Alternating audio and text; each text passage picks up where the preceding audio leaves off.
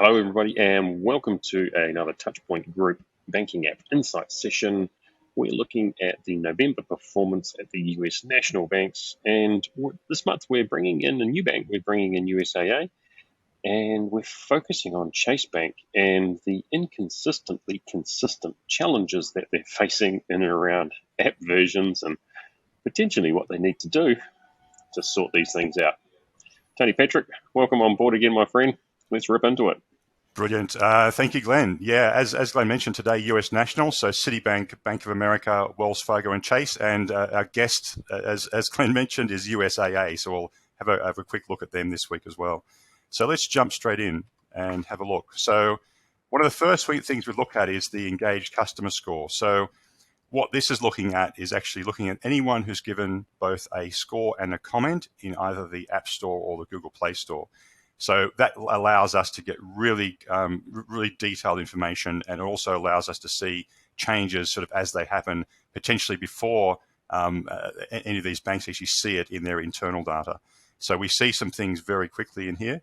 So one of the things we can see, so as I mentioned, USAA, let's have a brief look at them. So it's the first time we've looked at them in this series, and we can see that they've been consistent across 2022 at around 3, but we can see in September they dropped away dramatically.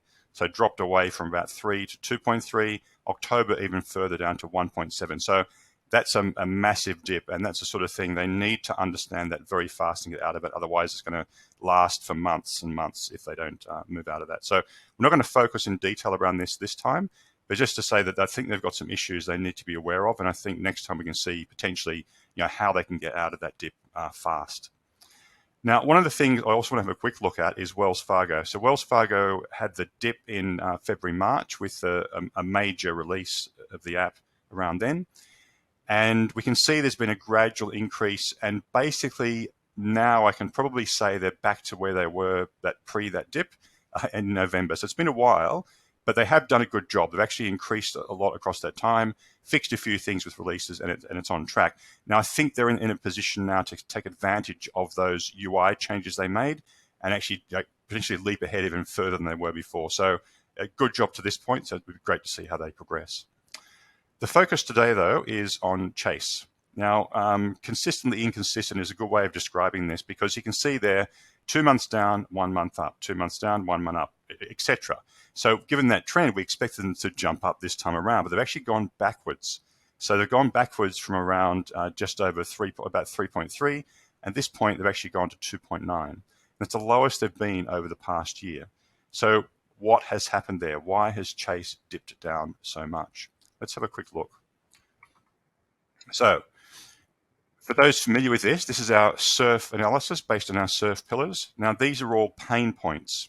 So pain points around security authentication, usability, reliability, and functionality. So the lower this is, the better. So obviously you can see there the score has gone down in November for Chase, and we can see there these pain points have increased across the board. Now, sometimes what you end up seeing here is like authentication issues start to dominate. But in this case here, it isn't. We've got a 5.7 up to 8.3, so it's slightly up, but it's not a major increase. The two things that have gone up are reliability issues and functionality issues. So definitely problems there coming through as to why that score's gone backwards. So let's have a brief look at functionality as an idea of what's inside that, to have a look at what's going on there. So what I'll do, I'll actually jump in here, and then I'll filter down here to the particularly negative things. So looking at the 1s and 2s, for example, just to see what's going on inside here. And this is just for November and just for Chase. So basically things, okay, well, number 3 is probably broken. Doesn't tell us much, but it tells that this obviously customer has a problem. I can't transfer between accounts. I'm trying to cancel a duplicate bill payee and can't do it. I can't see my scheduled payments. It takes 10 minutes to open. So you see across the board, there's lots of issues going on about various functions that don't work. So clearly some changes that have happened in the latest release that have caused that issue. And just to see how this has moved across time, just for Chase, what we can see here is the movement of these 4 pain points, those SURF pillars, and how they've moved across time. So obviously an increase in these pain points is bad. You want to keep this as low as you can. And we can see there in November that an increase across all 4 of those. and as we saw in that previous chart there as well. But you can see when they're good, these pain points are actually, they dip down. But this is it's interesting how consistent they are at sort of this improvement and downward trend as well. So let's have a brief look at app releases. There's a lot going on in this chart here, but what I can do is focus on various things. So, for example, if I look back in this period here, goes from the start of September up until the end of November. So it's a few months of releases, week by week. And what I can see here is version 4.341, and that dominated around the week commencing 19th of September. So interesting, great. But one of the things I can see is there's across the board at any point in time, there's lots and lots of apps being rated, lots of variations or versions of it being rated. So that would be confusing. So why aren't customers actually updating their apps regularly? Are they not forced to? I'm not sure about how Chase works like that.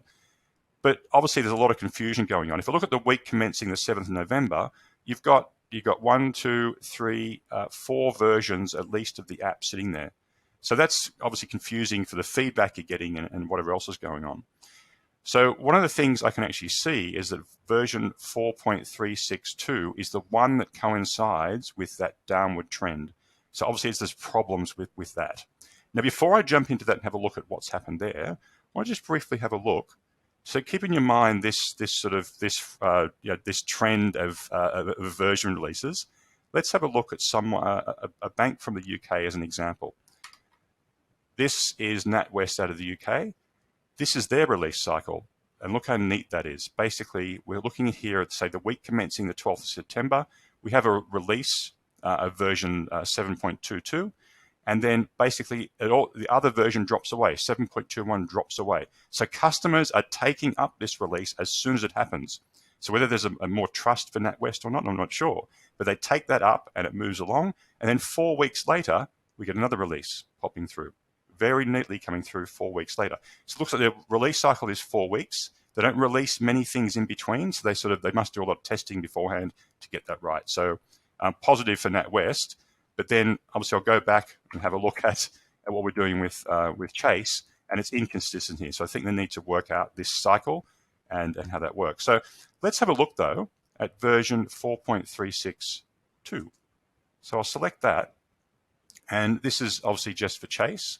And I can jump in and get some examples. Well, first of all, let's have a look at a broad perspective about what's going on. So these are all the major topics coming through from here. So poor app functional suitability. We'll look at that in a second. What does that mean? Let's jump into that in a moment.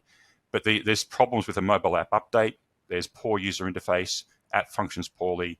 There's all various things like biometric IDs not working. So you can see it's all red is probably the theme here. There's a lot of problems going on with this release. So what we can also do is, as I said, jump into one of these and just have a look just for the period here. Let's have a look at the actual particularly negative things about this particular version. Let's go down again to those 1s and 2s to get us to really to the pointy end of what's going on. So we're seeing very similar things we saw up front. So just basically broken. This one here that doesn't show the running balance, won't let me sign in. It's broken again. They talk about the QA department not testing it. So this person here, which is probably common, then they're used to it not working when this new app release comes through, which is probably going back to that trust of those app release. So I think Chase needs to build that trust again with that app release to make sure they're getting that right.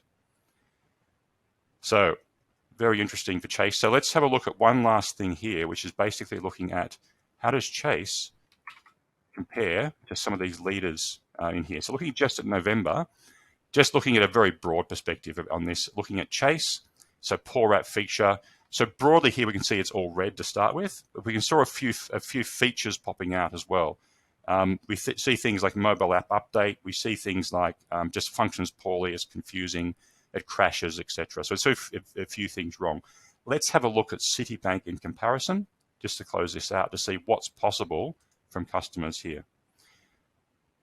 So here we go. Basically, good service channel, good digital channel. It works.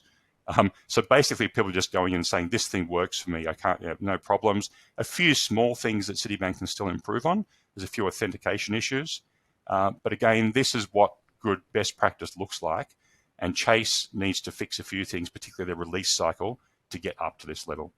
Fantastic insights yet again, my friend, and look forward to January, where we're going to be doing a look back 2022, a year in review.